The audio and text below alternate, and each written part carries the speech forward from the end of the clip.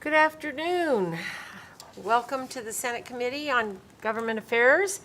Thank you all for joining us. We will welcome your participation, whether it's online or in person. Please, committee members, remember to turn off your microphones when not talking, and will the secretary please call the roll? Vice Chair Orenshaw. Senator Gokachia. Here. Senator Neal. Here. Senator Hansen. Chair Don Daraloop. Here, and please mark Vice Chair Orenshaw and Senator Hansen present as they arrive. We have members who are in a couple other committees, and they'll join us shortly. So there are 3 members present, so we do have a quorum. First, just as a brief reminder that while we do have a couple people in the committee room, we still have an online Zoom participation. So thank you for joining us. And as you join on Zoom, they will give you directions how to participate if you need to do that in person. We'll have a period of public comment at the end of our meeting. And at that time, you may speak about anything but the bills we have heard for the day. And you will be allotted 2 minutes. And once again, remember for the directions, they'll ask you to push star 6 to join us. So today the committee will be hearing 4 bills, AB 3, AB 14, AB 55, and AB 63. We're going to take things slightly out of order.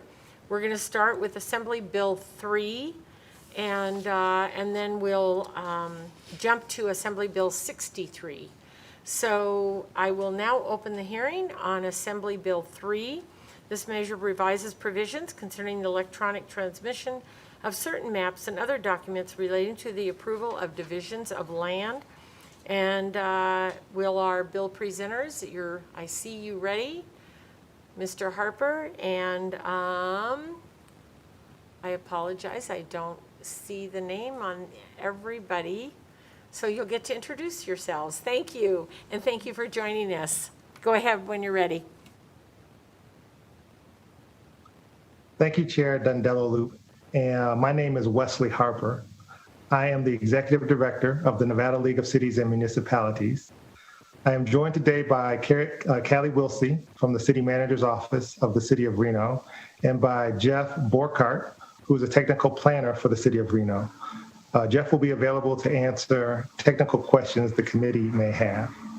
We do appreciate each of the distinguished members of the Senate Government Affairs Committee for considering the elements of Assembly Bill 3.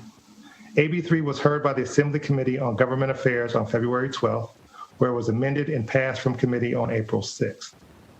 AB 3 proposes to authorize the use of electronic maps for land use planning and development in order to improve the proficiency of the development and redevelopment process. It will create more predictable and efficient timelines, which will reduce delays, cost, and waste.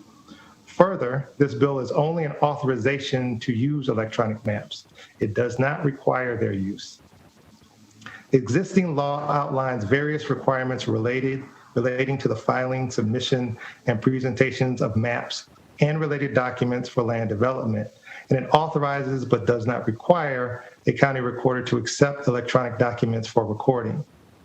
This bill specifically authorizes the electronic filing, submission, and presentation of these maps, but it also does not require their use. County recorders reserve the discretion to accept or reject the submission of electronic maps with this bill. We have collaborated with county recorders throughout the state to ensure that this proposed legislation would not create unintended complications or burdens. To this end, we have amended AB 3 while in the Assembly Committee before passage, and we propose a conceptual amendment to this committee. Specifically, we propose to delete Section 1E, which removes language that suggests that relevant information contained in external documents be attached or associated to digital maps. The unintended complication created by Section 1E is that the burden of administering external documents that could be associated with the maps. Upon further consideration, we have deduced that there will not be associated external documents because the maps themselves contain the information typically provided by any contemplated external documents. Therefore, we suggest that Section 1E be deleted. The recorders concur with the suggestion to delete Section 1E as well, and we are unaware of any opposition to the bill. Thank you for your attention, Madam Chair. If it pleases you, I would ask Ms. Wilsey to address the committee. Thank you very much, Mr. Harper. Ms. Wilsey, please go ahead when you're ready. Madam Chair and members of the committee, thank you for the opportunity to be here today and be a part of this hearing. Mr. Harper asked me to weigh in as the city of Reno brought this concept forward to the League of Cities, and just to provide some background on where it came from. So we brought this forward after we had multiple conversations with representatives from the private building industry, our internal staffs, and realized there was really a question about whether our development maps could be submitted electronically. So this bill is really just intended to clean up that gray area and answer that question by authorizing electronic submittal of maps when the processes exist at the county level with county recorders. I think that's a really important part of this bill, that it's permissive and it's not a requirement. The intent is really to clearly say, yes, this is allowed, but it enables local governments to work together with those in the private industry to come up with a seamless administrative process that will be more efficient for everybody. It allows local agencies the flexibility to determine if and when to move forward to an electronic process. Mr. Harper mentioned the conversations that we had with the recorders, and we just really appreciate them working with us to help understand the process and making sure that this bill will be productive for everybody. We thank you for the consideration of this bill that really is meant to clean up state law and provide a pathway forward to modernize our processes in the field. As Mr. Harper mentioned, joining me today is City of Reno Planning Manager Jeff Borkart, in case the committee has any questions about the process as these maps technically move through the system. So, Madam Chair, we are happy to answer any questions you and members of the committee may have. Thank you very much. And for the record, that was Callie Wilsey. So just a reminder to say your name, please, before you're speaking. Any comments, other comments before we go to questions? Okay. No, Madam Chair, we are.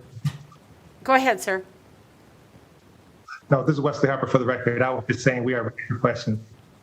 Thank you very much. Okay, questions from the committee. Senator Neal? I just had one. So it's on the deleted part. I guess what I'm trying to figure out is what, because on line 34 it says logically associated with a document or signature. So you're going to electronically submit everything else and then mail the attachments. That's what I'm hearing. That if it's logically associated, you're going to put it in the mail or fax it. I don't see what the difference is.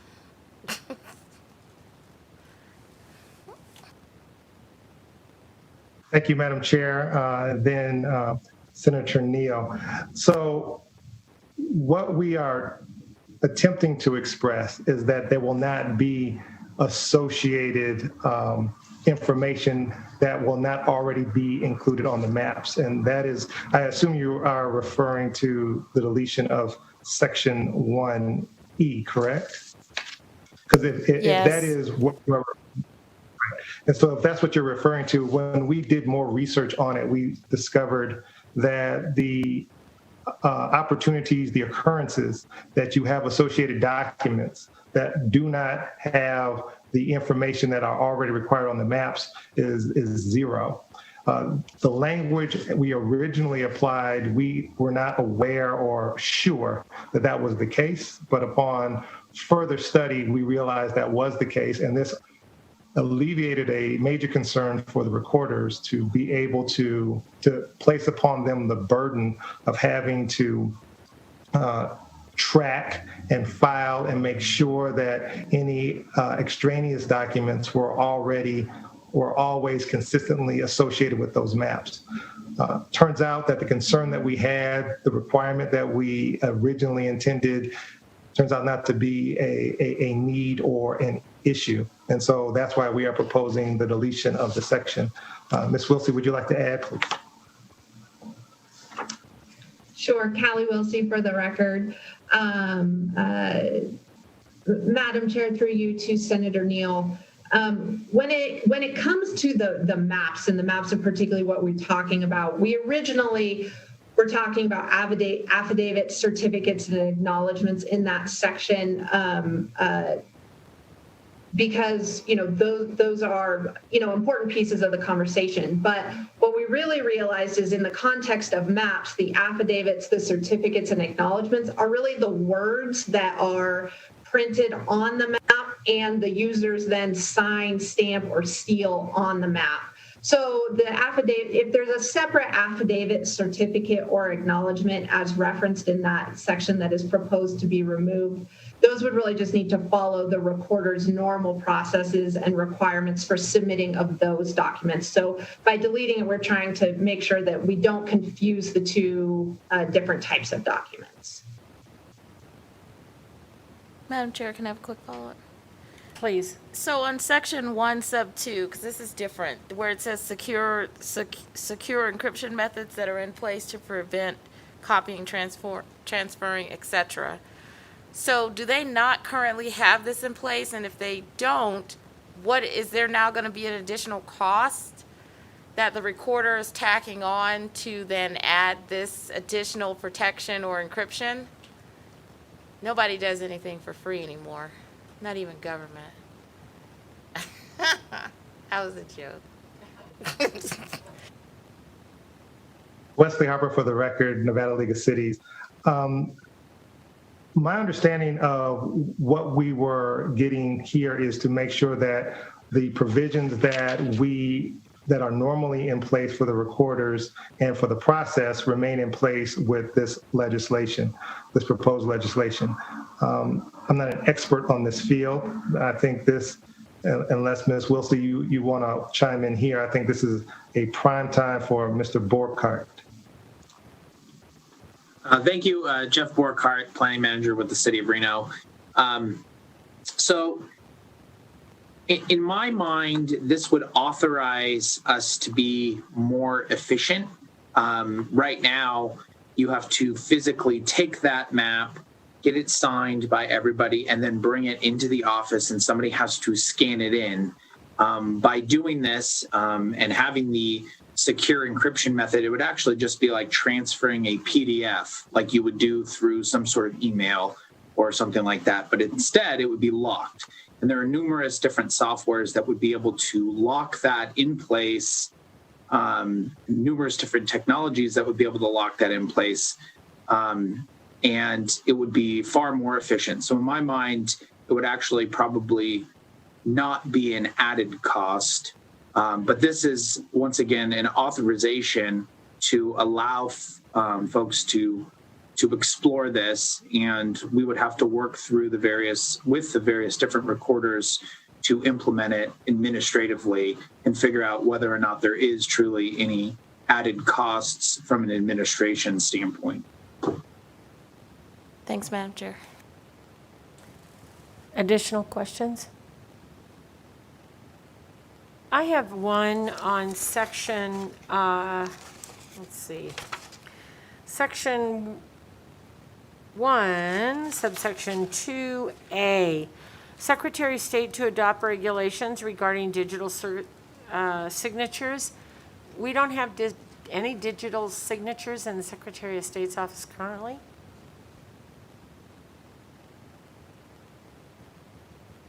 Hi, Wesley Harper, Nevada League of Cities. This is not something I would have. Mr. Borkart, is this something that you have knowledge of, sir? I do not. I'm under the impression that you're talking about subsection 1. I'm sorry, I'm getting a lot of feedback. My apologies. Try it now. Madam Chair, can you repeat the section for me, please? Yes, it's section 1, subsection 2A, and on my copy, it's on page 3.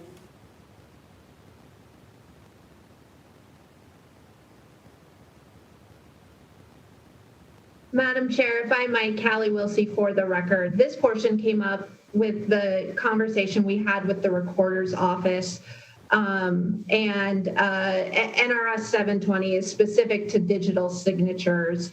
The specific language was proposed by staff with LCB, but the real intent here was the recorder's offices wanted to make sure that the integrity of a signature on paper would also transfer to electronically. So they wanted to ensure that if we had any provisions under Chapter 720, that there wouldn't be a disconnect between the two. So in terms of the direct relation to Secretary of State, I'm sorry, I don't know if I can speak to that, but that was where it came from. And Madam Chair, Jeff Borkart, again, for the record, the same goes for the reference to NRS 625 with regards to professional association stamps. So for professional engineers or land surveyors, there's a specific method for encryption and stamp encryption for electronic stamps. So we wanted to make sure to cross-reference the correct sections. Okay, thank you. I just wanted to make sure we weren't asking the Secretary of State to do something either they didn't need to do, they weren't capable of doing, they were already doing, all of the above. Yes, Ms. Clarkson, could you weigh in there, please? For the record, this is Heidi Clarkson with the Legal Division. The Secretary of State has current authority under NRS 72150 to adopt regulations regarding the digital signatures. And I think the intent of having the language in paragraph A of subsection 2 is just to make it very clear that if the recorders are accepting these maps electronically and there are digital signatures involved, that the recorders are not having rules that are different for those digital signatures that don't comply with the regulations of the Secretary of State. It's just to make it clear that where the Secretary of State has regulatory authority, any regulations that apply to digital signatures would also still apply to digital signatures on these maps. Thank you very much, and thank you for the clarification. All right, with that, any additional questions? Okay, seeing none, then we will go to support, opposition, and neutral. Broadcasting, when you're ready, please. Thank you, Chair. Good afternoon. If you would like to testify in support of AB3, please press star 9 now to take your place in the queue. Caller with the last 3 digits of 380. Please slowly spell and state your name for the record. You have 2 minutes and may begin. Thank you, Madam Chair, members of the committee. For the record, Kelly Crompton, representing the City of Las Vegas, KELLY-CROMPTON. We'd like to thank the League of Cities for bringing this bill forward and hope that this clarifying language will help us with our mapping procedures. Should you have any questions, we are free to answer them. Thank you so much. Thank you very much. Next caller, please. Caller with the last 3 digits of 500. Please slowly spell and state your name for the record. You have 2 minutes and may begin. Good afternoon, Madam Chair, members of the committee. John Lelu, L-E-L-E-U, here on behalf of NAIOP this afternoon.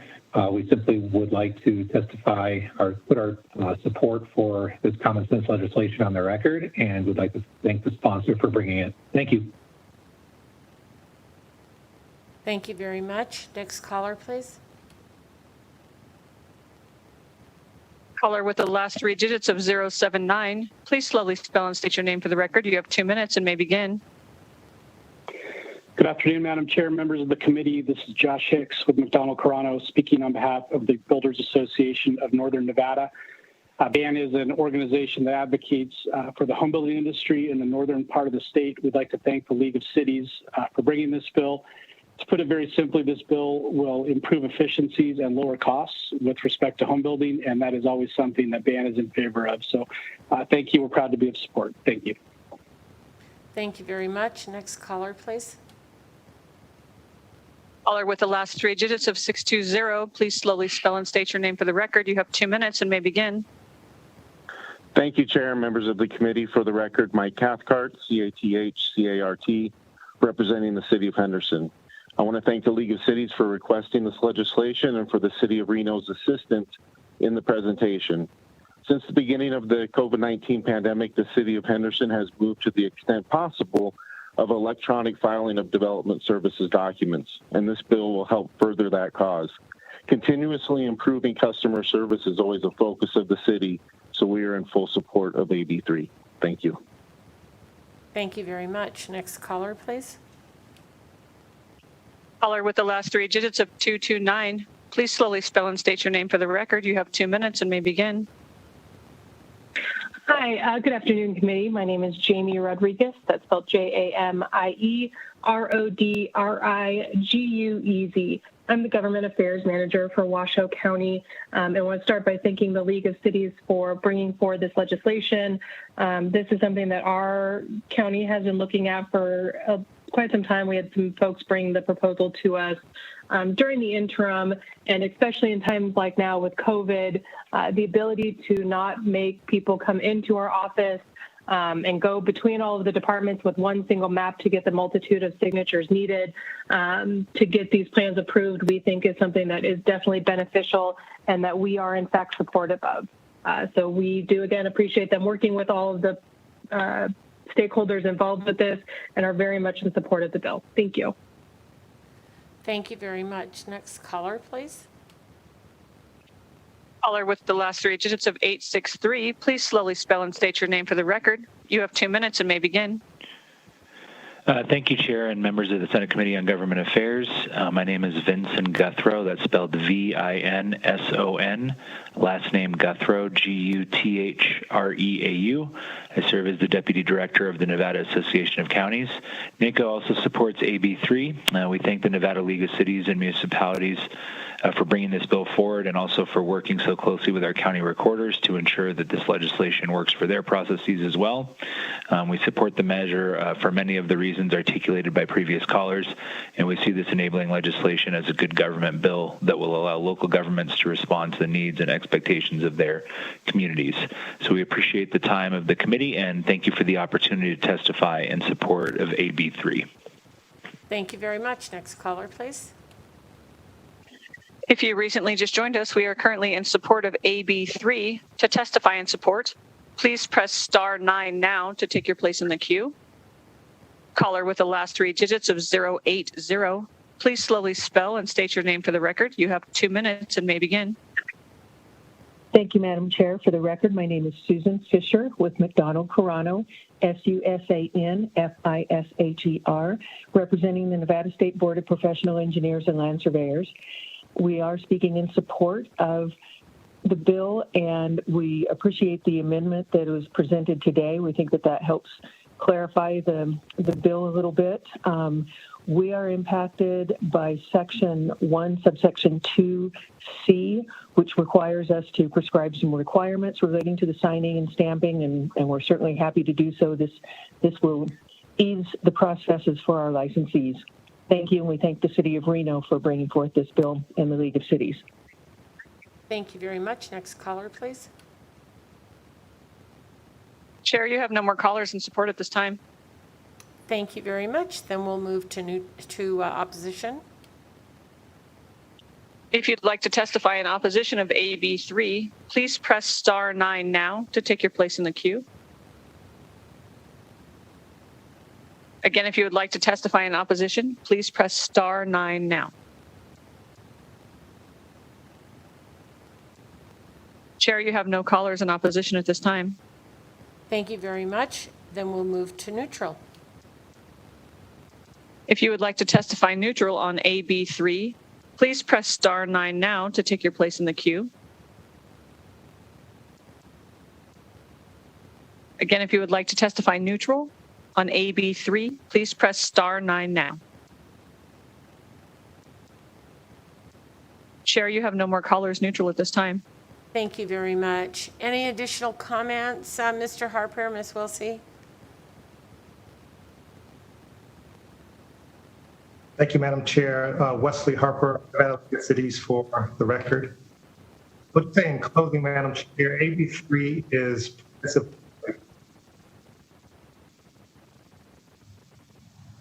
that explicitly authorizes the use of electronic maps for land development and redevelopment. We predict the benefits to be more predictable and efficient timeline, which will result in reduction in delays, cost, and waste. We have conferred with recorders throughout the state and have amended the bill to their approval. Thank you very much, Madam Chair, for your time, attention, and consideration. Thank you very much. And with that, I will close the hearing on Assembly Bill 3, and we'll open the hearing on Assembly Bill 63, which makes various changes relating to the financial administration of local governments. And I think, Mr. Harper, are you in the queue again? Yes, Madam Chair. Okay, go ahead when you're ready, please.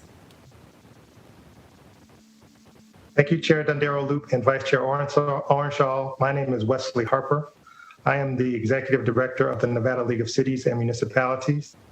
I'm joined today by Jim McIntosh, who is the Chief Financial Officer for the City of Henderson, who will be available to answer technical questions the committee may have. We do appreciate each of the distinguished members of the Senate Government Affairs Committee for considering the elements of Assembly Bill 63. AB 63 was heard by the Assembly Committee on Government Affairs on February 12th, where it was amended and passed from committee on March 10th. AB 63 broadens the access to municipal stabilization funds from only natural disasters to include declared states of emergency. Existing law did not anticipate the need of municipalities to access the Budget Stabilization Fund in the case of a pandemic, and this change is proposed to account for other unanticipated circumstances where the use of the fund would be appropriate. Existing law authorizes the governing body of a local government to establish a fund to stabilize the operation of the local government or mitigate the effects of a natural disaster. This bill expands the use of such a fund to include mitigating the effects of an emergency which is declared by the local government. AB 63 was amended in the Assembly Committee to modify the definition of emergency. The definition was changed from including both a threatened occurrence, and a sudden unexpected occurrence to being limited exclusively to a sudden unexpected occurrence that involves clear and imminent danger and requires immediate action to prevent or mitigate loss of life or damage to health, property, or essential public services.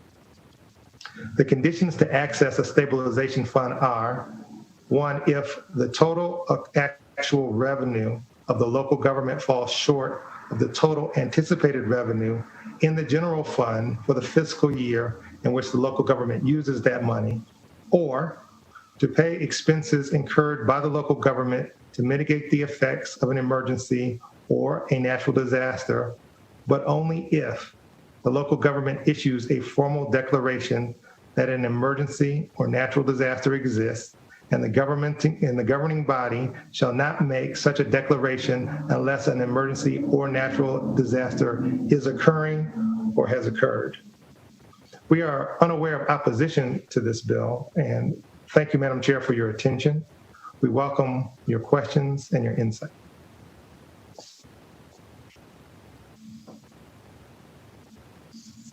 Thank you very much, Mr. Harper. Questions, committee? Senator Neal? Thank you, Madam Chair. I just had one question. So the first thing that came up, because in section, I believe it's section 1, section 1, sub 3, how much is it going to cost? I mean, you're pretty much saying in law, you need to set aside money for an emergency. And I get it, and I understand what happened, and I understand that we had like this pandemic kind of opened the door for everybody to be thinking proactively about what's going on. But it says the money in the fund may not be used to pay expenses. But the question is, what is the amount that the local governments are supposed to carry in order to take care of an emergency, which could be several things. And I mean, I saw the definition defined, but that's still pretty broad. So what's the expectation for them to set aside in terms of their general fund? And I guess the better question is, how much is set aside for natural disaster? Because that's existing law. So then this would then add to that line item.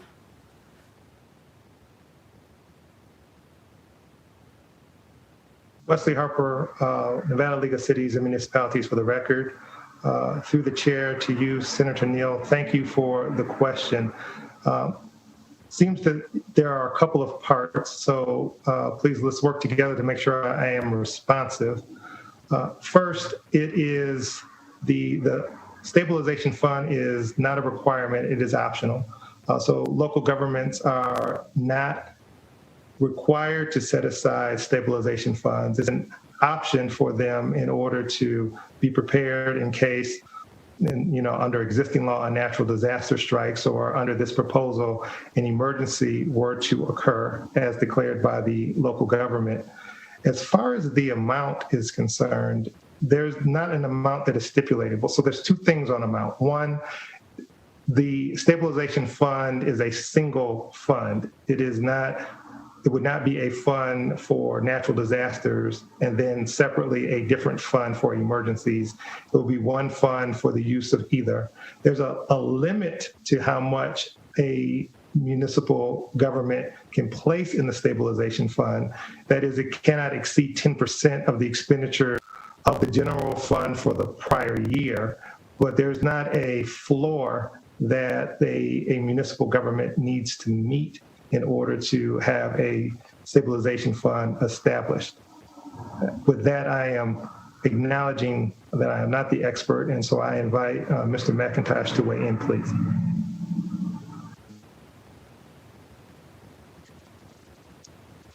Madam Chair, through you to Senator Neal, thank you. I think, Mr. Harper, I think you answered those questions correctly. The statute itself is permissive. It allows a local government to create a financial stabilization fund. Local governments are not required to create a financial stabilization fund. And generally, much like the city of Henderson, they'll have their own internal policy surrounding how much they decide to put into the financial stabilization fund. Henderson chooses to have a financial stabilization fund funded at 8.3% of total revenues, which is approximately 1 month's worth of revenue. But I think you'll find different policies across local governments. Thank you for that. And with that, I would take it. I'm sorry, because I just, and Madam Chair, I apologize, because I literally, when I first saw this, I'm zoning in on the emergency, but then I really paid attention to the chapter that this is in. So I really need you guys to talk me through this, right? Because when you guys, in section 1, which is 1A, this is the provision where I've seen this trigger before, but you have now plugged in emergency, and this is if the total actual revenue of the local government falls short of the total unanticipated revenue in the general fund for the fiscal year, this then gives the local government authority to use certain money, right? And so I get what you're saying, but now I'm in a different space about, you really need to break out this essential public services, because that is your definition of emergency, which is super broad. And so NRS 354 ties you into a whole other subcategory of places, right? And so the last time I saw this chapter triggered is when a local government was in a revenue situation, but now you're triggering it in another way. So can you, I think I need you to give a little bit more context to this public service piece that you put in this bill, and then really direct your conversation around NRS 354, which are the budgets of the local government that you've now attached this emergency language to, which then allows you to go into what you say is optional money. But there are some other triggers that are associated with this. When I look at 354, there are some other triggers, and I really need you to bring me all the way in to NRS 354.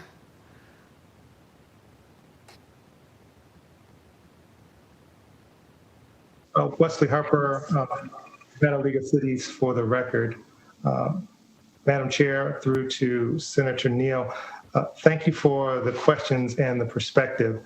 I will say that I lost your audio from time to time during your question and your comments. I'm going to try to address the gist the best that I can, and then turn it over to Mr. McIntosh. I will say that what is happening in 354, what this proposed legislation does is looks to expand access to the Stabilization Fund for emergencies and broaden it from only having access in two events. One event is the anticipated revenue from a municipality fell under the anticipated revenues by an amount significant that the city needs to access this essentially stabilization fund or this savings account in order to maintain the level of services if revenues had come in as anticipated. Separately, existing law says that if you have a natural disaster, then that was likely not budgeted for. And if it impacts property, life, essential services, et cetera, the government has, the municipality has an opportunity to access the stabilization fund then. What we are seeking to do is also broaden that out to something called, an emergency. And, frankly, this is a lesson from the pandemic. What we realized is that this COVID-19 pandemic could have created a situation such that the stabilization fund would have been necessary in order to maintain public services, maintain public health, et cetera. As it turned out, at least in the case of Henderson, the stabilization fund was not accessed. But what we learned was when we looked to see if we could access it, the existing law was so limited that it did not allow for the access. And so this proposed legislation is designed to remedy that oversight or short-sightedness. So with that, I'll pause here. Mr. McIntosh, please. Thank you, Mr. Harper. Thank you, Madam Chair. And thank you, Senator Neal, for the question. Hopefully we can answer it to your satisfaction. The Fund for Financial Stabilization, the dollars come directly from a local government's general fund. You choose to fund a financial stabilization fund for these unanticipated losses in revenue or unanticipated expenditures associated with currently a natural disaster. We are hoping to expand that use to an emergency. And I think the example that we're all experiencing, as we all know right now, is the COVID-19 pandemic. A public emergency was declared by the state in March of last calendar year. Emergency was declared by the city as well. There was some assumption that we might have access to these funds, as we knew there was going to be some unanticipated expenditures associated with the declaration of this emergency. At that time, the unanticipated expenditures were associated with mainly with personal protective equipment, but those expenditures ultimately included testing, additional community services like childcare, and today vaccine deployment. All these not necessarily actually anticipated or considered when we had prepared our budgets. And for us, an ideal candidate for use of our budget stabilization fund, these dollars that we had set aside. And so our goal being with this legislation to not limit ourselves to just a natural disaster and being able to access these funds, but to expand the use of them to an emergency similar to the one that we are experiencing now. And that is the emergency has actually gone on for much longer than we had anticipated. And so unlike a natural disaster, which is contemplated in statute, it's assumed that you'll have some expenditures that you may not have budgeted for. You would, during a natural disaster, you might have to go spend immediately to resolve the immediate issues facing you from a natural disaster, and the emergency declaration is over. And we will have done that with your stabilization funds. You will have stabilized your budget for these unanticipated expenditures.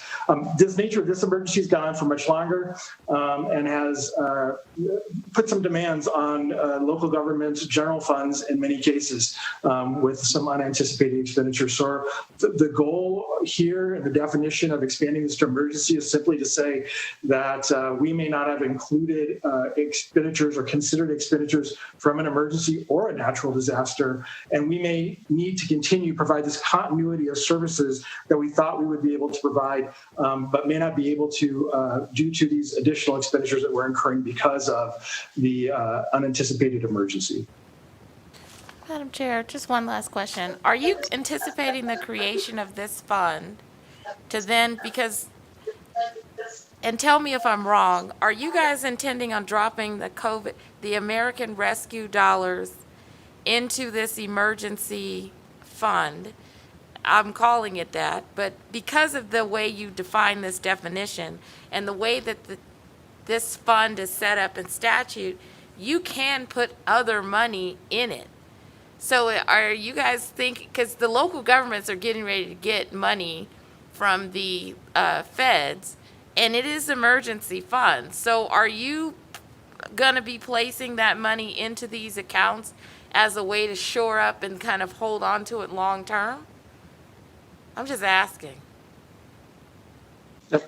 Madam Chair, through you to Senator Neal, no, that's not the City of Henderson's. Okay. That's not our plan. My understanding from American Rescue Plan, local relief dollars have to be expended by December 2024. Our goal is to place those in a separate fund and utilize them as needed per the allowance of the federal government.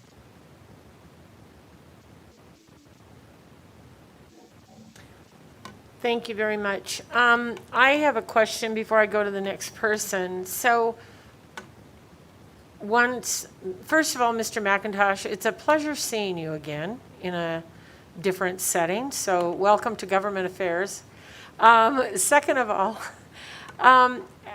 here we are with another bill that seems to be a City of Henderson bill, and I'm just curious if other local city entities are needing this, or if this is specific to City of Henderson and others just jumped on. Hello, Wesley Harper, Nevada League of Cities, for the record. Thank you for your question, Chair. This concept was brought to the League by the City of Henderson, and then we addressed and spoke to our other member municipalities, which supported this broadening of access to their stabilization funds. This pandemic taught us a lot of lessons, of course, and this was one of them, and the other municipalities acknowledged that they would like to have had the stabilization fund as a resource in order to meet the unanticipated expenses brought on by the pandemic.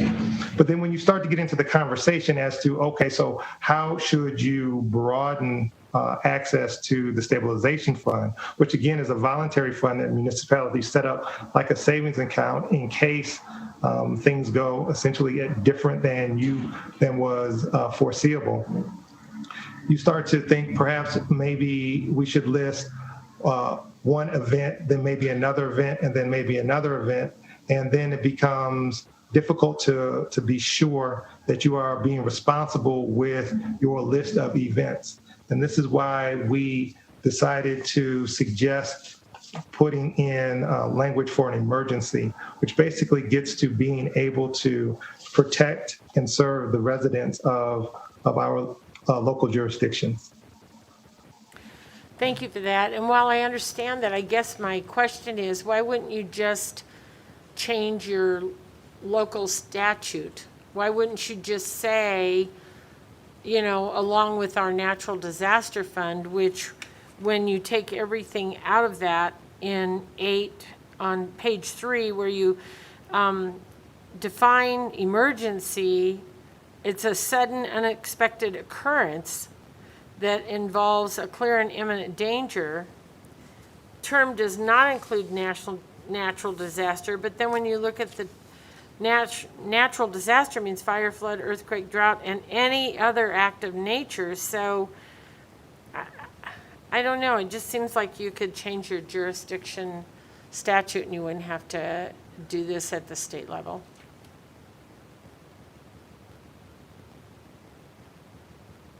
Thank you, Madam Chair. Wesley Harper, Nevada League of Cities and Municipalities, for the record. I appreciate that insight. When discussed with members for the reasons that they had that I didn't collect directly, they suggested that this would be the most efficient and comprehensive route to take. Mr. McIntosh, do you have any additional insight? Thank you, Mr. Harper. To your question, Madam Chair, yeah, I would agree here. What we were trying to do is find the most comprehensive way that we could address an emergency and accessing the financial stabilization funds. Like I said, we declared an emergency in March, and I think there was some thinking that we would immediately be able to access these savings account that we had set aside as a city. A statute would not allow us to access those funds unless this were a natural disaster, and we weren't sure whether a pandemic actually applied under the definition here, which led to this piece of this bill. So we were just trying to make it as comprehensive as possible. Again, these are dollars that the local governments set aside themselves. They're protected by statute for many other use. That's the reason you set them aside.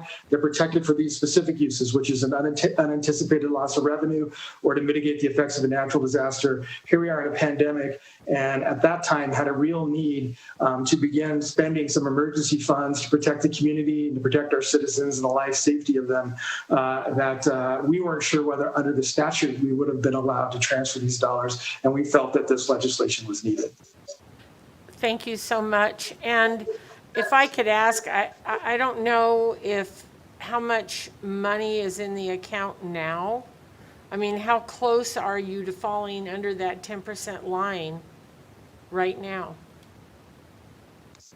So, Madam Chair, to your question, Jim McIntosh, Chief Financial Officer for the City of Henderson, for the record. The city keeps approximately 8.3% of our revenue, which is below the 10% amount allowed by statute. 8.3% represents approximately 1 month's worth of revenue, and we set that amount by our own city policy.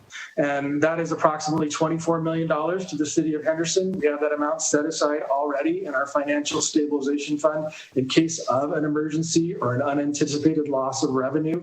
So thus far throughout this pandemic, due to both state and federal aid, we have not had a need to access those funds. Although at one time we did contemplate during when the emergency was first declared in a budget having to transfer from our budget stabilization funds. Okay, thank you very much. I'll let Senator Goicoechea ask his question. Thank you.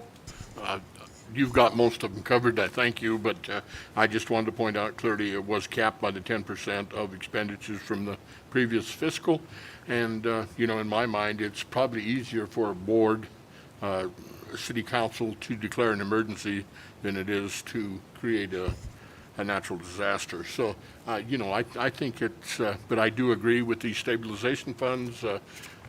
Again, some of the rural counties I know have them in place, and I'm sure you do too, and commit in case of economic downturns as well. So they are a good tool, and I can support it. Like I say, I think emergency becomes a little bit looser in this term, and it's pretty easy to declare an emergency. There's a lot of things that can happen that are an emergency. That's just because they're unforeseen. Thank you very much, Senator Gocochea. Additional questions? Senator Hansen down there? None? Senator Neal? Follow up? Go ahead, please. Thank you, Madam Chair. Because I guess here's the question that I'm struggling with is, you have 24 million in an account. You added in the language that an emergency is, damage to health, property, or essential public services. So, and you say you didn't have to use it, but what I'm trying to figure out is, you got federal aid. So why do you have to use it at all? Or are you anticipating using it in December for what would be what circumstances? I mean, and I get you're thinking in the future, you're thinking, okay, potentially 2023, but I'm thinking about right now, why you're seeking to access something when the local governments did receive aid for a lot of this category, and essential public services, number one, damage to health, number two. And so there's something that's bothering me about this, mainly the statute that it's in, because I'm trying to figure out what else does this allow you to open yourself up to in terms of transfers of other money into the account from other places because you've declared an emergency. And what other accounts does this allow you to tap into to then put into that fund to then deal with the emergency?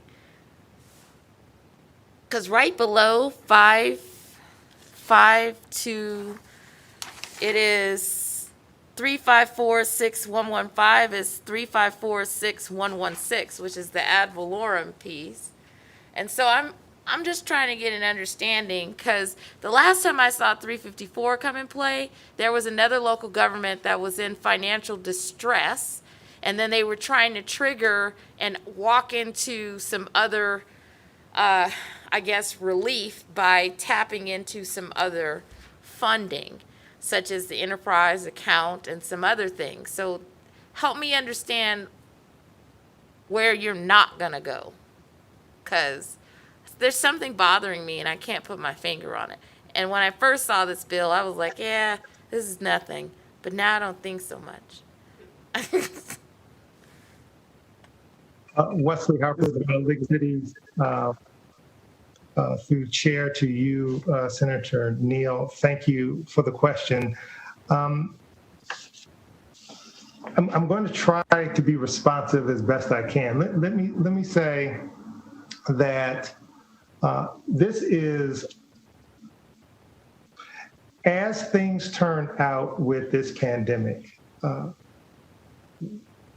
our municipalities receive federal funding through the CARES Act. And specifically in the case of Henderson, they got a sub-allocation from Clark County and some in-kind services. But at the onset of this particular emergency, there's no way to know if you're going to get federal assistance. And if you do, if that federal assistance is going to meet the need that you have. The intent of this legislation is not to try to figure out how to access money for an inappropriate purpose. The intent is to allow a municipality that voluntarily creates a savings account for emergencies to be able to access that account in case of an emergency. In the original drafting, a pandemic was not contemplated. A terrorist attack was not contemplated, only natural disaster. There were two things that really were in the minds of the original drafting. One is if you have an unpredicted collapse of your economy, like the Great Recession, that can be a means to be able to maintain a continuity of service by going to your Stabilization Fund. And the other that comes to mind are natural disasters, things that you cannot see coming, but can be devastating for a community. Well, it's nice to have, I would say, a safety net set aside in order to be able to maintain society while you're recovering from this natural disaster. And again, the pandemic taught us a lesson that we didn't anticipate all that could happen. And so that's the extent of what this is about. Your reference to the American Rescue Plan Act and how that may tie into what this stabilization fund is designed to do. There is not a relationship between the two from our way of seeing it. Again, there was not a way to know that there was going to be funds coming to our municipalities through the American Rescue Plan Act. It's nice that it's happening, but it's certainly not something that can be planned for. And the accounts that the American Rescue Plan Act will be going to, generally municipalities are setting up a separate account for the receipt of that money. The reason for that is the federal government is going to announce use and compliance and reporting standards. If you intermingle the money in other accounts, it makes it messy for the Inspector General of the Treasury to come by to ensure that the money was used consistent with congressional intent. So in our view, what the federal government is providing with respect to the American Rescue Plan Act is unrelated to a stabilization fund, which is at I would say, a rudimentary, simplistic level, a savings account that is meant for unplanned for shocks to the economy of a municipality. I'm hoping that I am addressing your concern. Please let me know if I've missed the mark. And Mr. McIntosh, is there any comments you would like to add, sir? Thank you, Mr. Harper. Madam Chair, for the record, Jim McIntosh, Chief Financial Officer for the City of Henderson. The only thing I would add to that is I understand that Chapter 354 of Nevada Revised Statute are the local finance administration laws, and they encompass a lot regarding governing how local governments are required to utilize their funds and report and comply with state law. This is really a very narrow component of that law. It is a permissive fund that the state allows a local government to create. A city like the City of Henderson, much like any other local government, funds it with its own dollars. And all we are seeking is access to those dollars above and beyond for additional expenditures above and beyond a natural disaster. And to Mr. Harper's point, back in March when this emergency was declared, like I stated, what the genesis of this bill really was the fact that we thought we would have access to these dollars until we really began reading the statute and weren't quite sure that we would have access to our own funds that we had set aside for an emergency. And here we had an emergency facing us in the form of the COVID-19 pandemic and an immediate need to purchase gloves, masks, gowns, and having to do that out of our own general fund dollars when we had this $24 million financial stabilization fund set aside. And so all we were looking was for some legislation that would expand the use and contemplate some things outside of natural disaster, much like Mr. Harper stated, whether that's a pandemic or a terrorist act. We, I think, ultimately landed on the larger term emergency and required a declaration of emergency to use those dollars for those anticipated expenditures. That is all it is. And at this point, I can tell you just from the city's perspective, we no longer feel, because we've received these federal dollars, that we weren't sure at any point in time we were going to receive or receive directly from the federal government and had an immediate need to begin spending to begin mitigating the impacts of the pandemic. We don't have a need to actually access these funds any longer, although at one time we did budget that we might need a transfer from the Budget Stabilization Fund to balance our budgets and to avoid cuts to our budget that would have impacted providing services like public safety.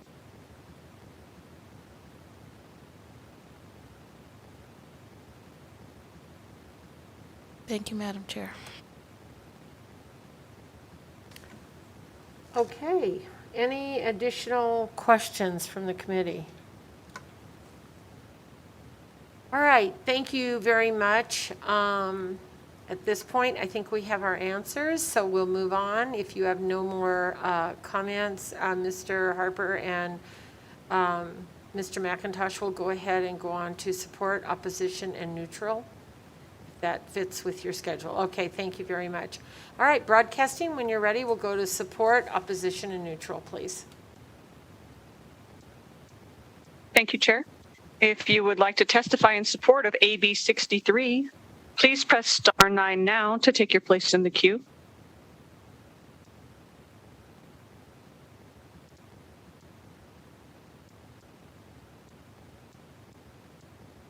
Caller with the last three digits of 380. Please slowly spell and state your name for the record. You have 2 minutes and may begin. Thank you, Madam Chair, members of the committee. For the record, Kelly Crompton, representing the City of Las Vegas, KELLYCROMPTON. We'd like to be on the record of support in AB 63 and the clarification it brings to local government finance in the time of an emergency. This bill helps us address the unknowns like we saw during the current pandemic and helps cities provide vital services that, if not for federal aid that was not guaranteed, would have been impacted. We appreciate the League of Cities for bringing this bill forward, and thank you for your time. Thank you very much. Next caller, please. Caller with the last three digits of 294. Please slowly spell and state your name for the record. You have 2 minutes and may begin. Good afternoon, Madam Chair and members of the committee. For the record, Callie Wilsey with the City of Reno. That's CALLIWIL, S as in Sam, EY. We call on today to offer our support for Assembly Bill 63. We thank the League of Cities and Municipalities for bringing this forward and the City of Henderson for their presentation today. City of Reno appreciates the effort to clean up this section of NRS and provides flexibility to local governments to use this fund in the most needed times, especially after what we've learned in relation to this ongoing pandemic. Thank you. Thank you very much. Next caller, please.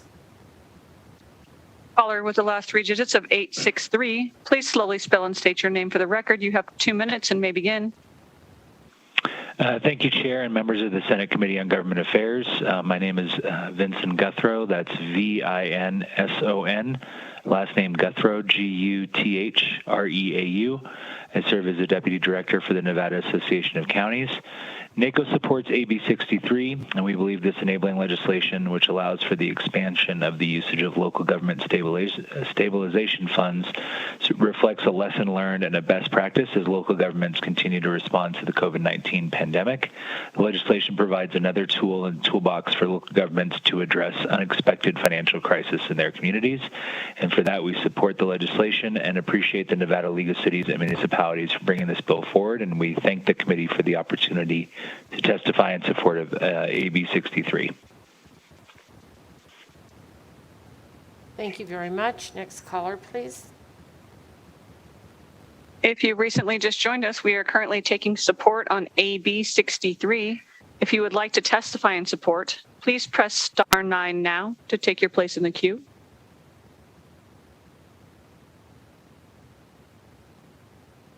Chair, you have no more callers in support at this time.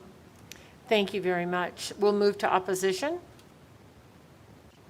If you would like to testify in opposition of AB 63, please press star 9 now to take your place in the queue.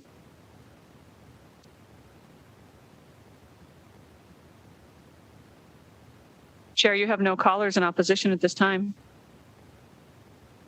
Thank you very much. We'll move to neutral. If you would like to testify neutral on AB 63, please press star 9 now to take your place in the queue.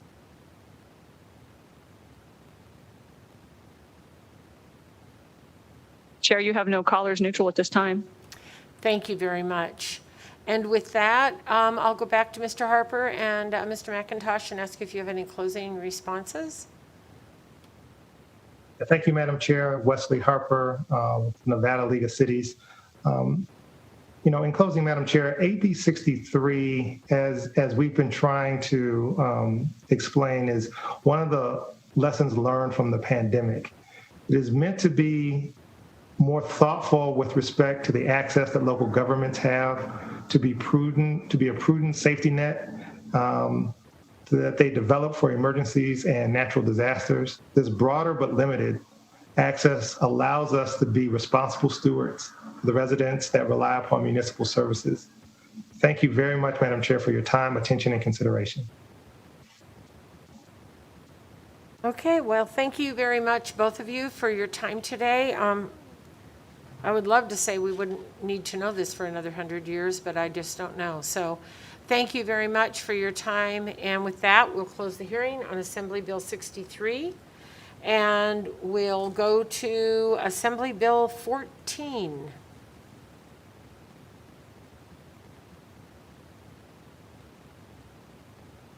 Good afternoon, Chair and Committee. I'm David Fogerson, your Emergency Manager and Homeland Security Chief. Today, we are presenting to you AB 14, a bill that adjusts the timing of our public body meetings led by the Division of Emergency Management and Homeland Security. The first of these meetings is the Nevada Resilience Advisory Committee. The current NRS requires a monthly meeting of this committee. The division and committee members request we change this to a quarterly meeting or at the call of the chair. This will enable us to have productive meetings and not a meeting just to meet. We'll balance the time available of our emergency managers and allied professionals such as our seismologists, floodplain managers, public health professionals, and the like. The second is the Nevada Tribal Emergency Coordinating Council. This council is comprised of representatives from Nevada's federally recognized tribes, along with the chief of the Division of Emergency Management, and able to give us valued perspective from our tribal nations. This bill clarifies the quarterly meeting agenda or the quarterly meeting requirement of that council using the same language as the other committees do. The third is our State Disaster Identification Coordination Committee. Prior to COVID, this committee had never met. And then once it did meet, we found some conflicts between local government and state government responsibilities. The changes that we propose eliminate the items that were under the local control of the sheriff/coroner for our rural communities or the medical examiner to urban counties. It also moves the meeting frequency to annually or at call of the chair, and the committee members are happy with this change. We've discussed these changes with each of these groups and have found no opposition to it. We have discussed all three of these changes at multiple public meetings as updates to our stakeholders without any opposition. Committee members appreciate the changes, and we will continue to work hard at an involved, open process to ensure we're all great communities of our state. I thank you, and all ready for any questions.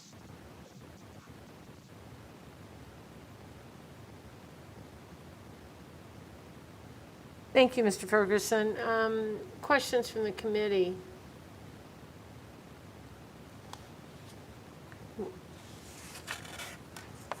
I think you might be lucky. We ran them all out on the last people. So just so I understand, so like on page 3, I'm looking under section 2, where it says, shall meet at the call of the chief, and you have crossed out at least once every 3 months and put as frequently as required, but not less than once each quarter. So that could be each 3 months, the quarter, or that could be 6 months. Is that where you're going with that? Chair Dave Fogerson for the record. No, ma'am. Trying to maintain the same consistency in the language. We want to have the committees meet every quarter. However, in some of the committees, it says meet every quarter, and in other committees, it says to meet every 3 months. So we still want to maintain that quarterly basis meeting for all those meetings, but remove that language and make it consistent between all of them. So that way, every quarter we have a meeting of those committees, as opposed to someone looking at the detailed part of the language that now you have to wait 3 more months before you have a second meeting. Was advising legal counsel to. Fair enough. Thank you very much. Senator Neal. Thank you, Madam Chair. So I had a question on section 6. This was the part where a provider of health care to whom the person comes or is brought for treatment of injury.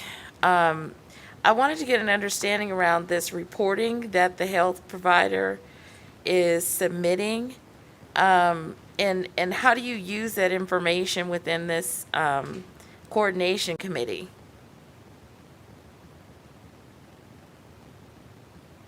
Senator, through the Dave Fogerson for the record, that's a very good question.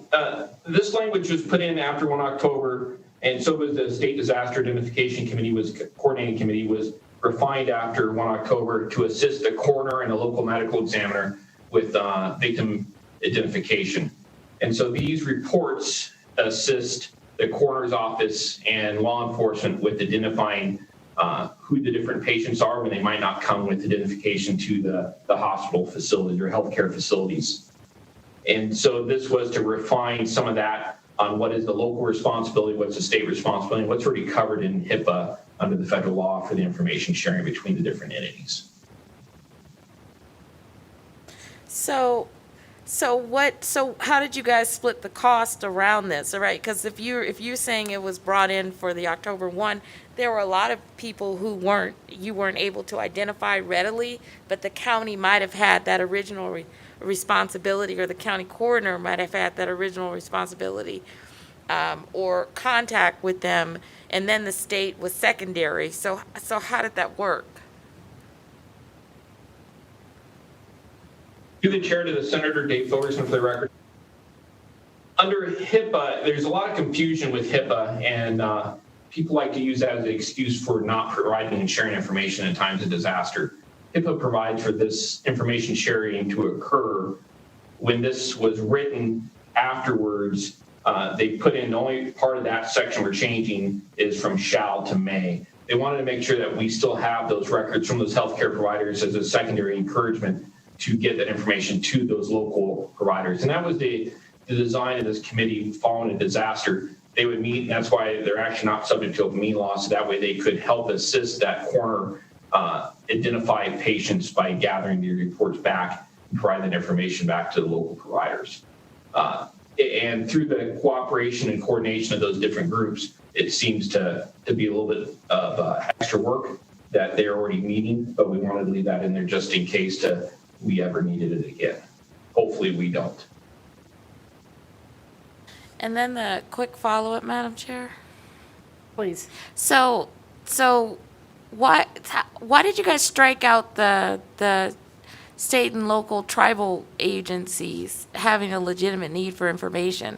So with that strikeout provision that's happening in Section 5, are we now, because this section seemed to include other agencies who felt like they may have, well, it basically says a legitimate need for information applied to NRS 629.043. So with that strikeout, now those individuals are not a part of that. And then in the strikeout in sub 3, there was the language about reunite a person who appears to be injured or killed or contracted an illness as a result of the emergency. And that provision is just taken out in entirety. So what's the reasoning behind the deletions? To the Senator, through the chair, Dave Fullerton for the record. Absolutely, ma'am. And this is all the items that we removed because these are actually local government responsibilities, not the state government responsibilities. When we had the committee meet and we started looking at what the committee does, this was in conflict with which was required for the coroner or the medical examiner in the communities. And so we're trying to push back to the right level of government for the right topic rather than have the state come in and try to intervene with what is a local matter for the death investigation process, allow the local coroner or local medical examiner to do that process instead. So we're trying to clean up the lines there. So these removing items are all things that are within the local government's jurisdiction to take care of with that decedent.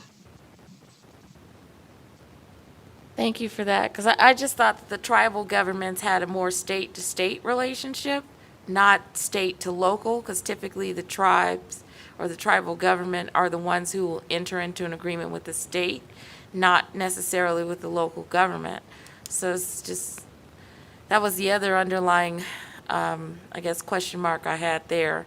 But if you're saying that local governments are doing it, if you could just put one example where local government is then interacting with the tribal governments and in these cases of, I guess, emergencies or homeland security issues, because I thought that was state to state, not local. to the senator through the chair, Dave Fogarty, for the record. This specifically addresses when the State Disaster Identification Committee works on the decedents and identification of the deceased. And that is a local government issue. And even on tribal land, the county coroner or the county medical examiner is still responsible for that activity that's not delegated to the tribes. So the Douglas County Sheriff's Office, serving as a coroner, does that for the Washoe County tribe. The coroner's office in Elko would do that for their tribes. The medical examiner's office in Washoe or in Clark County would do that for their tribes. That is not something that the tribes take care of in our state. Thank you, Madam Chair. Thank you very much. Additional questions from the committee? Any other comments, Mr. Ferguson? I would just be remiss as your emergency manager to not ask if you're prepared 72 hours for that next disaster. We just had an earthquake yesterday in the middle of the lake. So I ask if you can survive an earthquake, a flood, or a wildland fire, since those are 3 primary hazards here in Nevada. And we really appreciate your consideration of our bill. Thank you. Thank you very much, sir. I appreciate your time. We'll go to support, opposition, and neutral broadcasting when you're ready. Thank you, Chair. If you would like to testify in support of AB 14, please press star 9 now to take your place in the queue.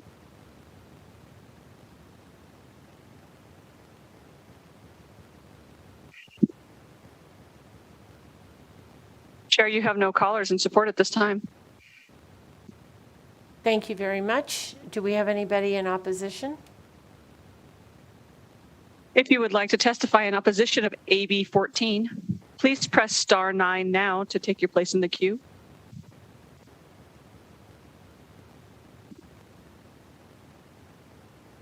Chair, you have no callers in opposition at this time. Do we have any callers in neutral? If you would like to testify neutral on AB 14, please press star 9 now to take your place in the queue.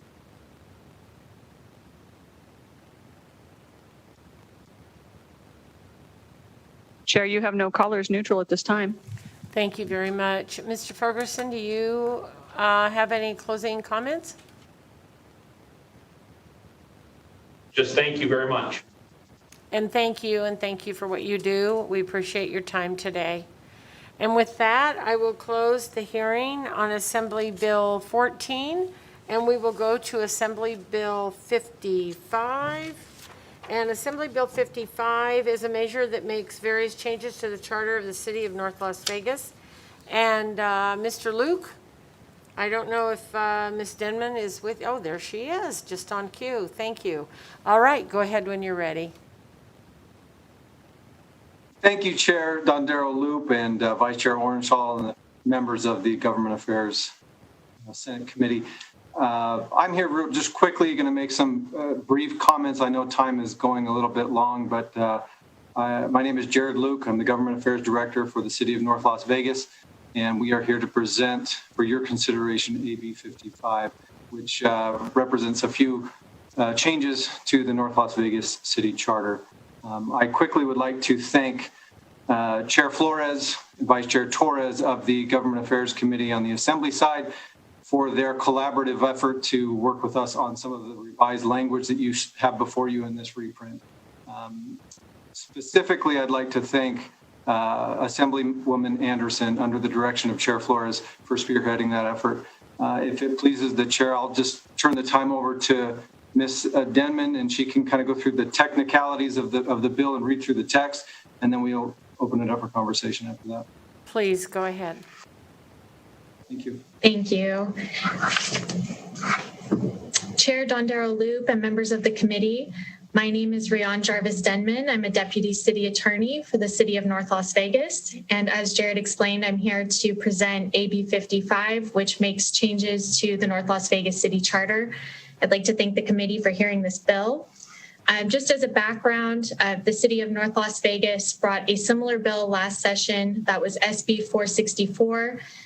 When it got to Assembly Government Affairs, the city received a lot of comments and feedback and took those comments and feedback and brought them made some changes and brought AB 55 this session to address those concerns that were brought up in the Assembly Government Affairs Committee.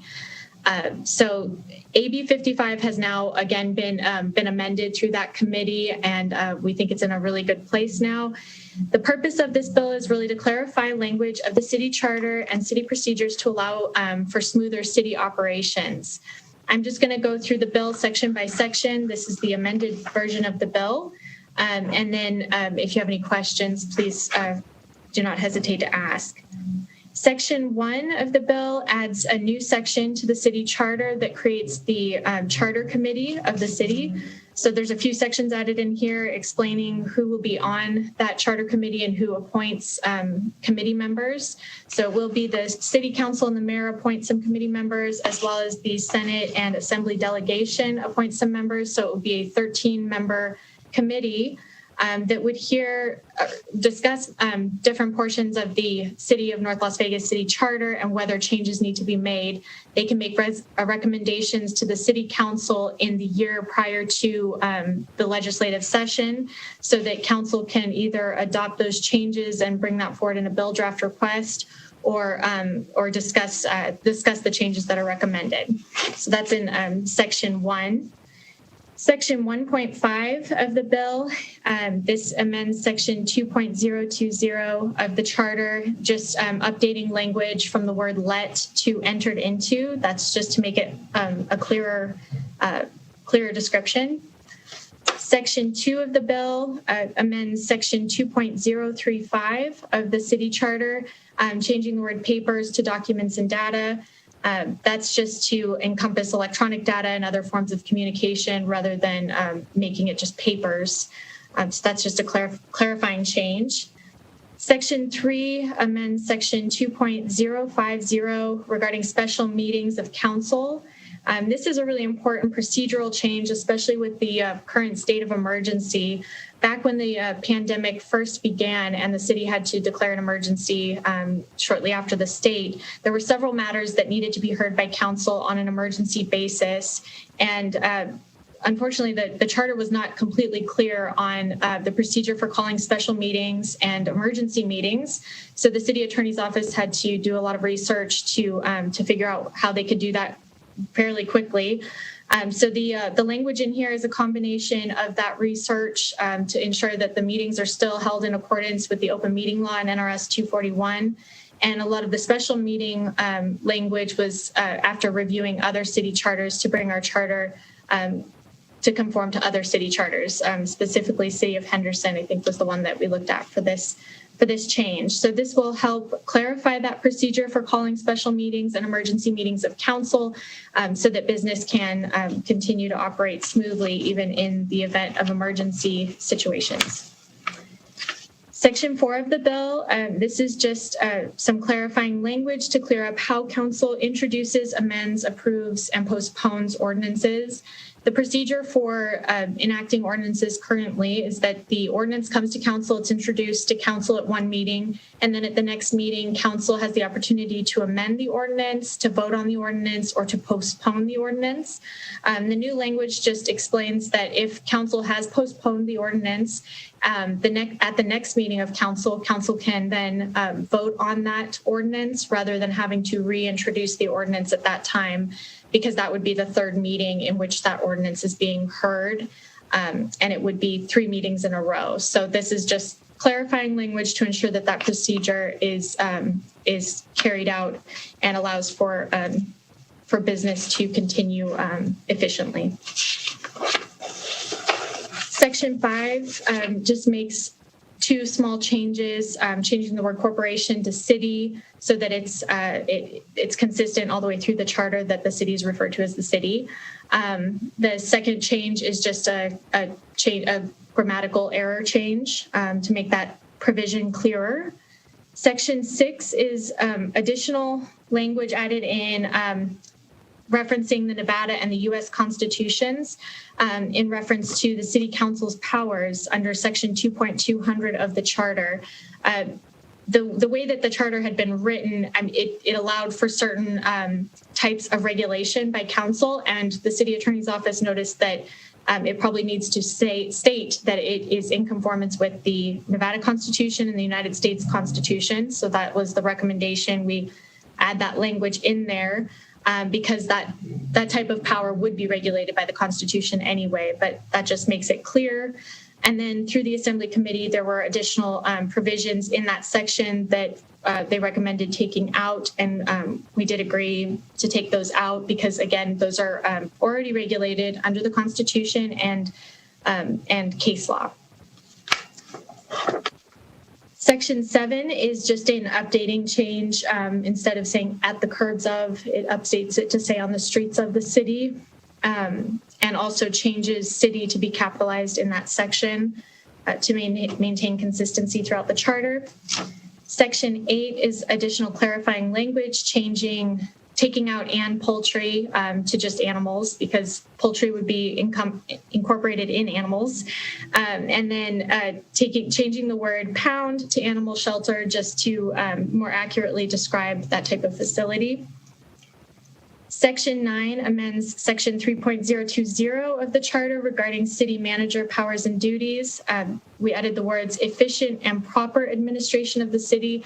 This is so that council can make the decision of whether the city is being administered in an efficient and proper manner, as city council has the authority to appoint the city manager.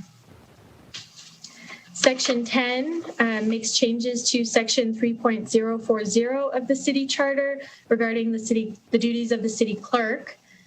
So this is just kind of a revision of this section. There were several duplicate duties that were in there. So this is consolidating some of that language and removing antiquated language from this provision to more accurately describe what the clerk's record-keeping practices are currently, and making sure that those are updated and consistent with what the city clerk's office actually does and how the records are kept. Section 11 amends Section 3.050 regarding the city attorney provisions of the North Las Vegas City Charter. This is just adding in language to ensure that termination of the city attorney should be governed in accordance with the employment agreement between the city attorney and the North Las Vegas City Council. The city attorney is another appointed position, and the city attorney and the city council enter into an employment agreement which would cover termination. And so this is to clarify that termination should be done in accordance with the terms of that employment agreement. Section 12 amends Section 3.090 of the city charter to take out the word officers and clarify that it's an employee of the city or other person, and then also include the city manager and the city attorney as the additional parties who may collect monies on behalf of the city or help with the collection of debts and that kind of thing. The city manager and the city attorney do that necessarily. The city attorney would have to file legal actions to collect debts on behalf of the city, and the city manager can make those decisions as well. So this is clarifying that those two positions are included in those general duties, and this is consistent also with the Henderson City Charter language.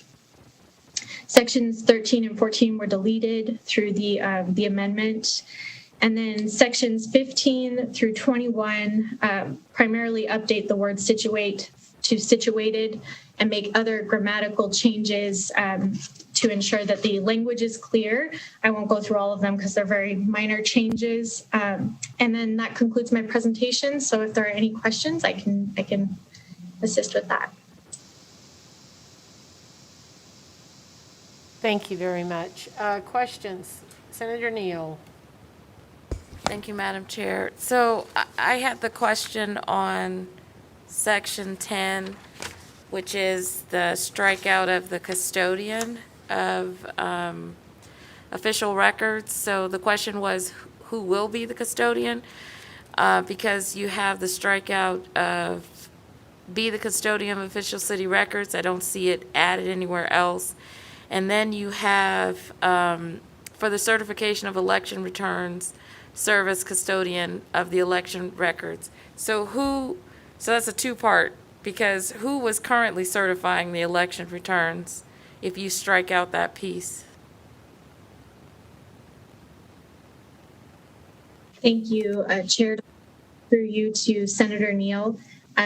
Senator Neal, currently it is the city clerk who is the custodian of records of the city. And I did notice today that custodian language is not included in there.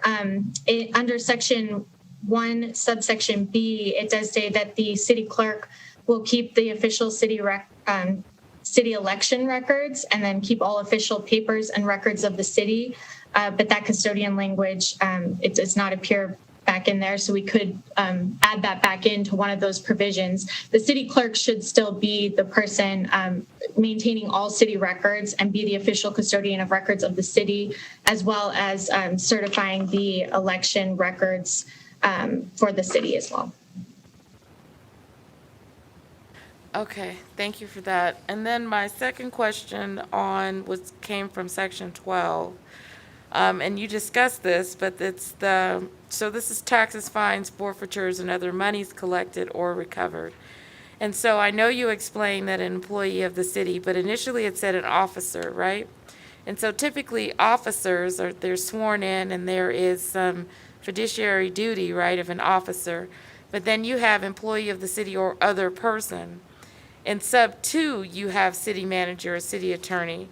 But I'm more focused on sub 1.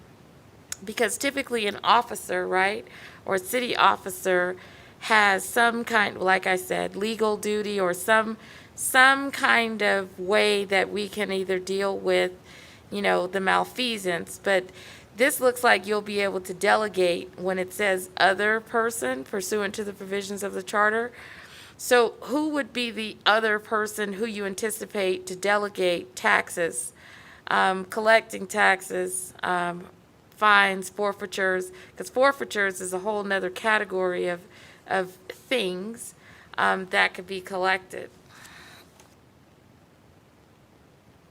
Thank you, Chair Dondero Loop, through you to Senator Neal. Rion Jarvis Denman for the record. Thank you, Senator Neal, for your question. I think that the term officer, it was kind of a general term, not specifically defined in this section. The taxes, fines, forfeitures, and other monies collected by the city are collected by employees of the city, such as fines through utilities, forfeitures. The city attorney's office works on forfeiture actions. Other fines are also collected by employees of the city as part of their general duties. So I think that the intention there was just to make it more clear that it's not just an officer, which isn't specifically defined in the charter, but that it's employees of the city who are doing these duties, and they do have a duty to uphold the ethics and make sure that things are being done correctly and accurately for the city.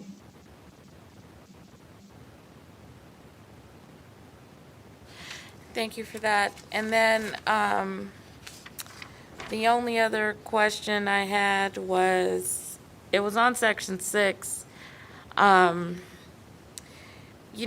guys struck it out on the other side, but where were you guys trying to go where you were trying to prevent in the public places? Because it's had the public demonstrations and processes. And the first thing I thought about was, when the protests that we had over the summer that happened to be on the city property, I think it was at the main building, and then you guys had to have police there.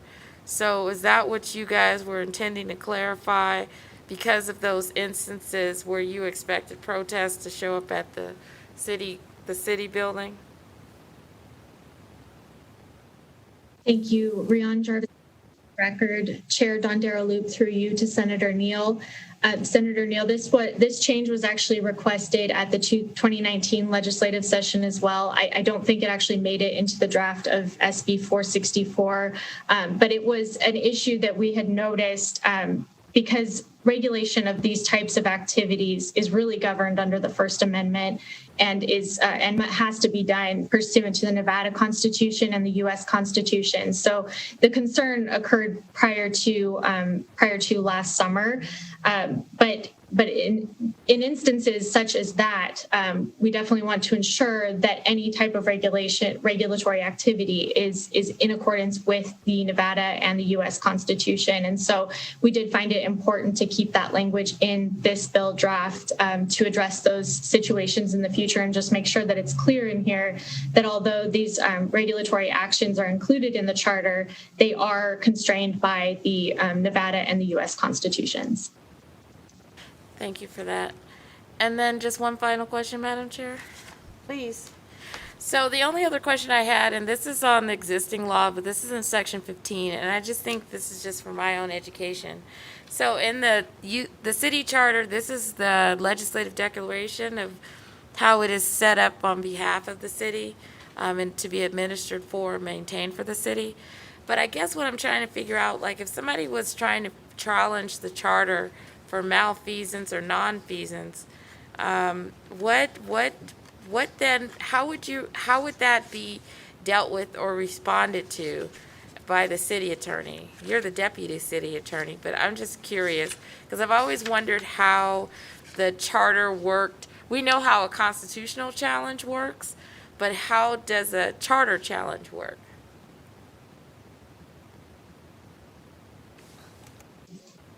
You, Rion Jarvis Denman, for the record, Chair Dondero Loop, through you to Senator Neal. Thank you for your question, Senator Neal. For something under the North Las Vegas City Charter, I don't know that I've had that occur yet, so I don't know from personal experience, but that is certainly something that I can look into and get a response back to you. I don't want to misstate or assume a specific procedure, so I could certainly look into that for you and get a response back to you, Senator Neal. Thank you, Madam Chair. Thank you very much. I believe Vice Chair Ornschall has a. Thank you very much, Chair Dondero Loop. And my question, actually, I want to direct to, I believe it's section 7, starting at the bottom of page 7, going on to page 8. The change in paid parking and parking meters, I know it doesn't look that significant, but I'm just wondering, will that allow the city to expand parking meters or paid parking as opposed to free parking, or am I maybe just reading too much into it? Because it looks like an expansion, but maybe I'm misreading it. Thank you. Rion Jarvis Denman, for the record, Chair Dondero Loop, through you to Vice Chair Ornschall. So the purpose of that was really just to update that language because of the way that at the curves of the street sounded. It didn't really make sense to us when we were reviewing this provision, so we changed it to on the streets of the city.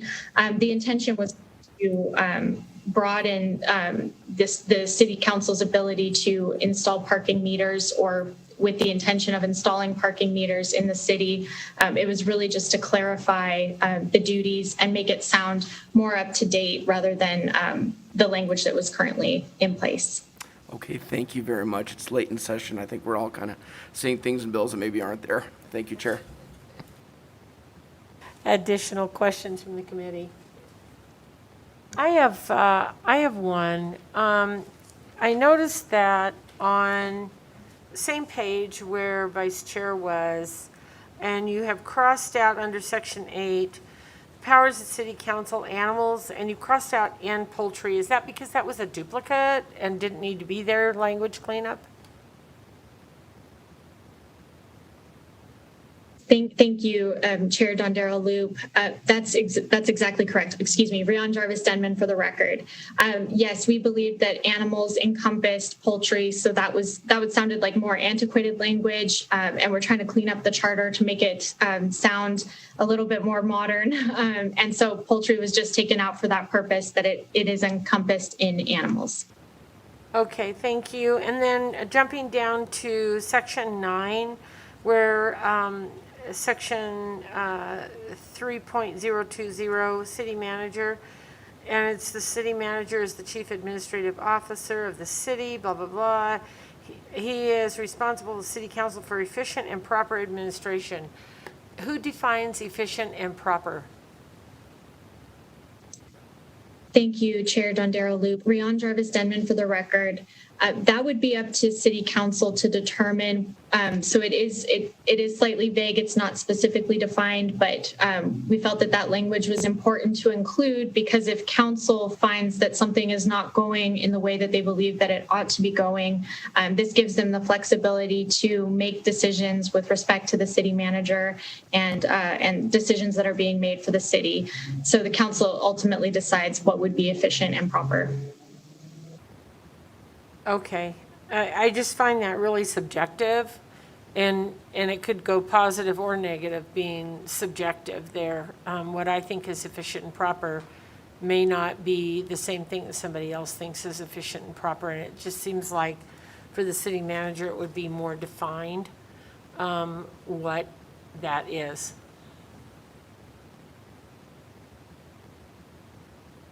Thank you, Rion Jarvis Denman. Certainly we can discuss, work on this language with you and see if there's something that would work better in that place. I understand your concern that for the city manager, it would come off as subjective and possibly not be in accordance with what council wants necessarily. So if we can look at changes certainly and discuss that with you further.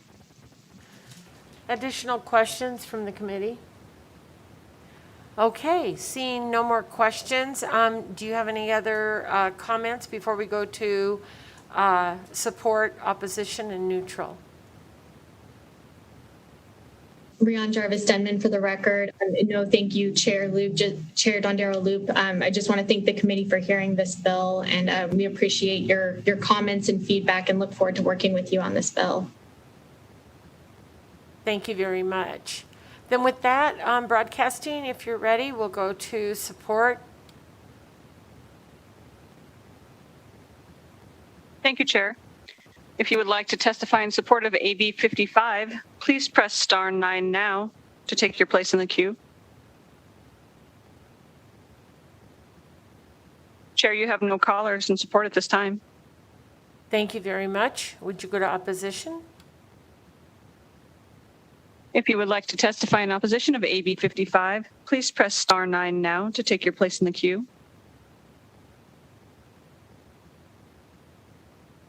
Chair, your public line is open and working and you have no callers at this time. Thank you very much. Would you go to neutral? If you would like to testify neutral on AB 55, please press star 9 now to take your place in the queue. Chair, your public line is open and working and you have no callers at this time. Thank you very, very much. And with that, we'll go to back to Ms. Denman and Mr. Luke. Do you have any other comments, closing comments? Thank you, Chair Dondero Loop. We appreciate the consideration and the time, and have a great rest of your day. Thank you. Thank you very much, and thank you for your time today. And with that, I will close the hearing on Assembly Bill 55. And we have one last item in our agenda, and that is public comment. So broadcasting, when you're ready, if you'd like to go to public comment, please go ahead. Thank you, Chair. Your public line is open and working and you have no callers at this time. Would you like to stand by for a couple minutes to see?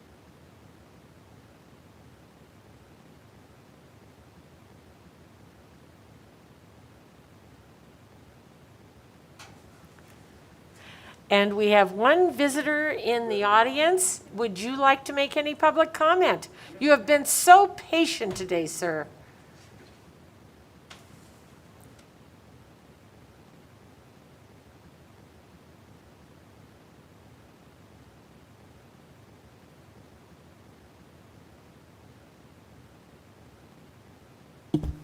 Good afternoon, Chair Dondero Loop and committee members. My name is Harry Bell, and I live in Legislative District 3 and Senate District 3.